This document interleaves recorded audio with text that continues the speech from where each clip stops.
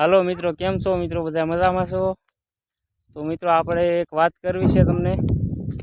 હમણાં સરપંચની ચૂંટણી છે મિત્રો, તો આપણે બધાને મત દેવા જવાનું છે અને મત દેવાનું છે, ચોક્કસ દેવાનું હોય મત.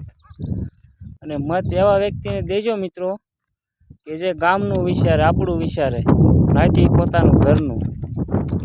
જો સારા વ્યક્તિને આપણે મત દેવાનું છે, ગમે એ હોય, ગામનું વિચારવું જોઈએ ને આપણે આપણું વિચારવું જોઈએ. એવા વ્યક્તિને આપણે મત દેવાનું છે, કોઈ પણ હોય. ઘણા આવે છે, આ ઓલું કરી દેવું, આ થઈ જાય. સરપંચમાં આવ્યા પછી જાણી નથી દેતા, એવા વ્યક્તિને આપણે મત દેવાનો થતો નથી મિત્રો. ને ખાસ કરીને એવા વ્યક્તિને મત દેવાનો છે કે અડધી રાતે કામ પડે ને તો એ કામ કરવો જોઈએ આપણું, એને સરપંચ કહેવાય.